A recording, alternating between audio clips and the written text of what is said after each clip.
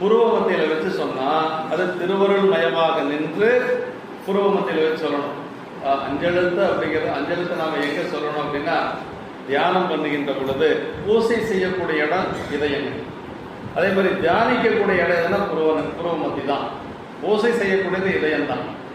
அகப்பூசை இதயத்தில் தான் வச்சு செய்யணும். எப்படி செய்யணும் அப்படின்னா, முதல்ல நமக்கு ஆசனங்கள் எல்லாம் சொல்லிக்கணும். ஆசனங்கள் எல்லாம் அமைத்து அதில் 1000 இதழ் கொண்ட ஒரு தங்கத்தாமரை இருப்பது போல மனசில் பாவனை செஞ்சுக்கணும். அப்படி அந்த தங்கத்தாமரையில் பெருமான எழுந்தருள் செஞ்சு வெளியில் என்னென்னவெல்லாம் செய்யணுமோ அத்தனையும் உள்ள செய்யணும்.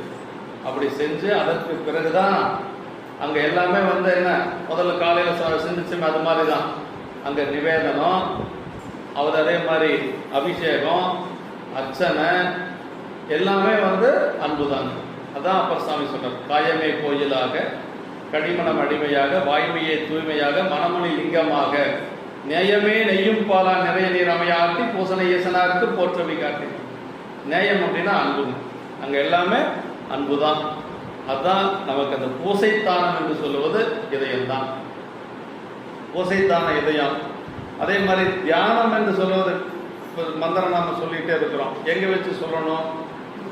புருவமத்தியில் வச்சு தான் சொல்லணும். புருவமத்தியில் வைத்து சொல்லுகின்ற பொழுது கருவிகரணங்கள் முழுவதும் விழிப்பு நிலையில இருக்கும். அதனால அதுதான் நமக்கு, அதுக்கு பேர் தான் சில சாத்திர சொப்பனத்தில் இல்லை, அதாவது பற்றுவது சகலம் என்றும் விடுவது கேவலம் என்றும் வழங்கப்பெறும். இந்நிலையில் திருவள்ளுவரை உணர்ந்து புருவ நடுவில் உயிரை நிலைபெற செய்து திருவைந்தளத்தை முறையாக போதினால், இந்த அவத்தைன்னு சொன்னதெல்லாம் என்னன்னா ஆன்மா நிற்கக்கூடிய நிலை. இப்போ புருவ மத்தியில நிறுத்தி அப்புறம் மந்திரத்தை சொல்லணும். அப்படி சொன்னோம்னா கருவிகளும் புலன்களும் ஆன்மாவை மயக்கா வண்ணம் செய்து ஞானத்தை உண்டாக்கி தூய நிலைக்கு செலுத்தும். உலகில் இன்பத்தில் போய் செலுத்தாம ஒரு தூய்மையான இடத்துக்கு கொண்டு போய் செலுத்தும். இந்த நிலையை சுத்தவத்தை என்று கூறுவது மரபு. இதுக்கு பேர் தான் சுத்தவத்தை.